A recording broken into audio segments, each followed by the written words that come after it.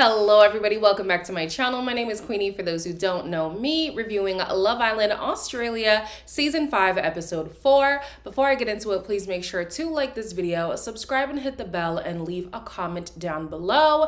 In the comments, a couple of people have been asking where they can watch the show. The only thing that I can give you is either you go on Dailymotion. I think they take a little bit to upload though. You can also get a VPN. There's a link to a VPN, a discounted price, in my description box, and then you can watch it on 9 Now. Or you can go on Discord. There's also a link to the Discord in the description, and you can see the links that we've posted there. There's Dailymotion in there, and there's a few other links in there as well. Beyond that, guys, I don't know what to tell you. I don't know what to tell you.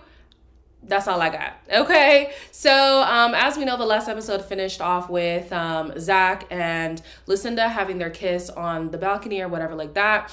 After, what's his name now? My fave, Nate, wants to have a conversation with Lucinda, and at least she fesses up about the kiss and she opens up more about what Zach was saying about Nate. Please don't put me for a chat. Please don't put me for a chat. Please don't put me for a chat. So how are you? Yeah, I'm good. What's on your mind? Me and Zach kissed up there. You and her are gonna get to know each other a bit more. From who? From Zach. Zach did literally outright lie to her, which is crazy. Did he say that just so he could kiss me? I don't know. But then I'm like, surely not. Lucinda, he absolutely said that just to kiss you. And you're the fool who fell for it. This girl, oh my gosh, like, you know what? At the end of the day, I feel like if you have strong feelings for somebody, or if you feel like it's headed that way, and just anything from anybody is gonna make you distrust that person was never for you.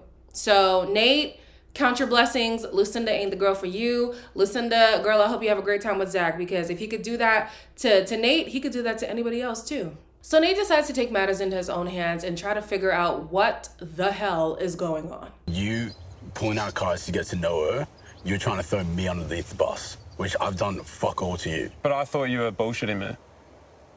That's crazy. I think I just am a bit of a snake in the grass sometimes. I just think that's what I expect people to do. Do you think me flagging him off to her is wrong? Nah. I just don't. Zach literally said he is used to people in his life being snakes, so therefore he has to be a snake too in order to lie with them.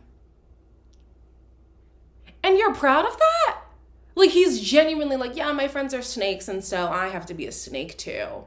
And then later on in the episode, he's gonna make it seem like Nate is being sensitive and whatever, but I'm like, you just admitted to being a snake, so you know what you're doing is wrong. And he's also playing the semantics game, because he didn't outright lie about what Nate had said. However, he is presenting a personal opinion, which I feel like is also misguided, but he's presenting the personal opinion as a fact.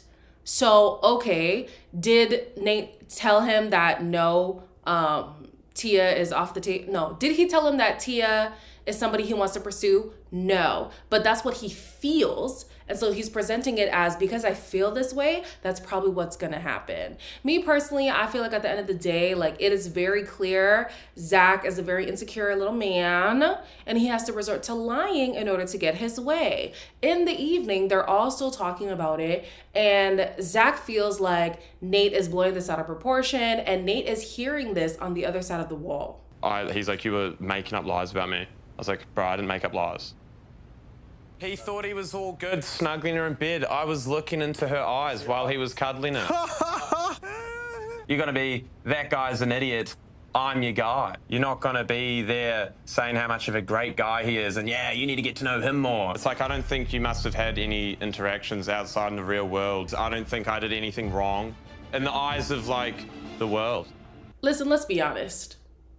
If you feel like Nate did not compare to you, why did you have to lie, secretly pursue, and misguide Lucinda in order to get her attention? If you really were the better man, you would have just won out just by being the better man. You didn't have to be sneaky and slimy in order to get your way, which obviously proves that Nate was the better man. He's like, oh, she's cuddling him, and she's really looking at me the whole time. I'm like, when was she doing, when did that happen? Like can't stand him. I really cannot stand Zach. So anyways, let's move on. In the evening, Savannah and Trent are getting to know each other better. It seems like these two are going to pursue this relationship. Like we've known each other since we were born type of thing. Who knows? It could get pretty spicy between us. I think there's nothing off limits. Yeah, you want to impregnate me? Yeah, You want to make it happen? The first So, like, what do you want to call our kids? You're a horrible person. What? You know what Dia said? Like, yeah, verbatim, yeah. Savannah has accepted her title as being the gossip girl of the villa. Trent is literally a wet wipe. He is Zach's lapdog. Currently, in my opinion, this is the least likable couple. There's another scene where Zach is dirty macking on what's her name now? Lucinda. And honestly, if your whole gameplay of winning over a woman is to trash talk another man, that's sad. It's weak. It's pathetic. Let's move on. They play a game of the fire pit called Sophie's Playlist, and the things that stuck out to me were that Trent would not want to be stuck in an elevator with Tia. Nate chose to turn on Tia by kissing her neck, and then Tia got a hall pass and kissed him in return. Zach's favorite sex position is literally just laying there. Listen to girl, be all the way for real, okay?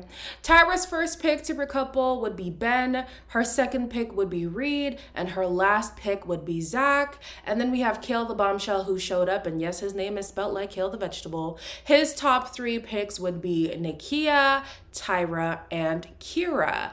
Now, as we know, Kira has had a tough time in this villa. But now that Kale is here, she's feeling optimistic. I just feel they're just not my vibe. Do I give off a European vibe? Like sounds a bit, no? No, I'm full Australian. Kale's got a very different vibe. I feel like he's the bomb that maybe I've been waiting for. Kale pulling me for a chat definitely felt really good. Obviously, I haven't had much luck in the past with that. Dear Australian viewers of my channel, please explain to me the intrigue, please. I feel like when you dissect him little by little, it makes sense. Like, okay, a tall, slender man, that could be attractive. The blonde hair and the eyes and whatever, that could be attractive. Tattoos all over the body, the edgy look, that could be attractive. But when you put it all together in the form of Kale, I'm just like, I don't get it. I don't. And the women are just eating it up. Kira's into it. Nakia's into it. Tyra's into it. I think his top pick right now is Nakia. But yeah, all these women are here for it. And I'm just like, okay. So because Ben, to me, just has been handling this Zach situation so poorly, he's a wet wipe in my eyes. And then this interaction with Tyra only emphasized my opinion. This has actually been my I favourite. think my favourite day. My favourite day. I wanted to kiss you outside the challenge tonight. And that's what I wanted as well. I guess we can try and make it natural right now. Oh, she got Oh, big. Ben. Oh my God. No wonder why this man has no play. He needs his group leader. He needs Zach. He needs his little road dogs to come and help him. Like, Ben, a fall from grace, honestly. He was one of my favorites when I did the first impression. I still liked him when he came on the show. But as he's just become Zach's lapdog, to me, it's embarrassing. It's disappointing. Yeah, and he's about to lose out on Tyra. That's what you get. Yeah. So he was struggling to get a kiss. However, some other couples are having more luck. I mean, Lucinda and Zach have already kissed, so it's a little bit more easy for them. Trent and Savannah were also kissing, and they decided to sleep outside together. Now, Tia is still feeling a little bit of ways towards Trent because of that whole situation. As we know, Nate is now also basically single, so they're trying to see if they could make fetch happen. So here's the thing. To Lucinda, this makes her feel like Zach is justified in what he was saying, which isn't necessarily true. If Zach didn't do what he did, absolutely Lucinda was his first pick, even if things were not working out between Trent and Tia, because he had issues with Tia even before the fallout of Trent and Tia, right? So now that Lucinda's no longer in the picture, Trent is no longer in the picture, they both have already expressed attraction for each other, and the other girls in the villa who did like Nate haven't said anything. The only choice is to go back to Tia. And they're also choosing to take it slow because they just don't want to jump the gun with this connection. I think that makes the most sense.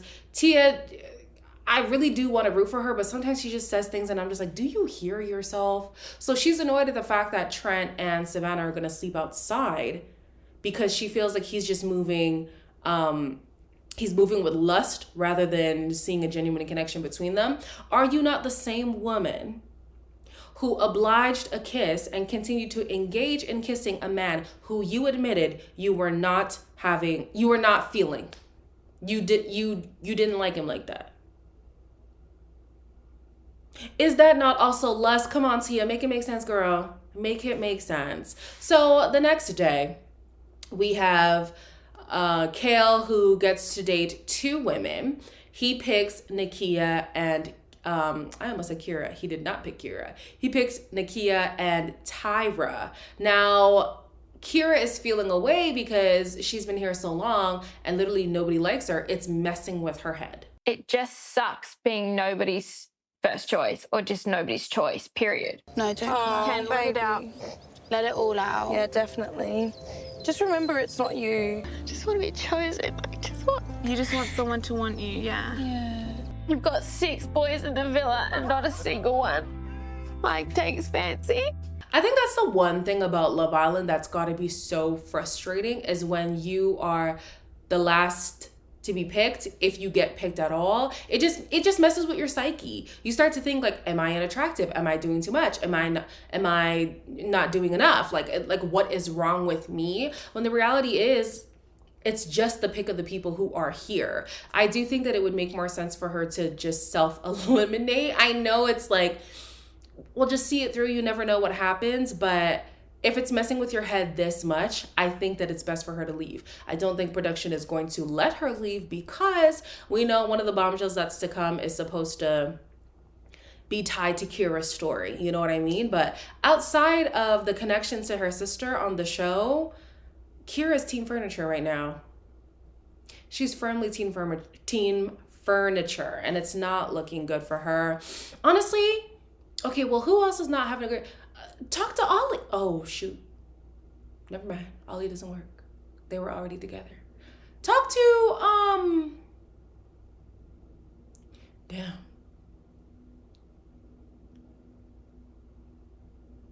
Yikes. Yeah, there's really nobody. So anyways, on this date with Kale and the girls, I wasn't really paying attention like that. However, he went in with his strongest connection being Nakia. However, he's coming out having a unexpected connection with Tyra. I feel like I am a little bit boxed in this couple from the start. Hey, they're back.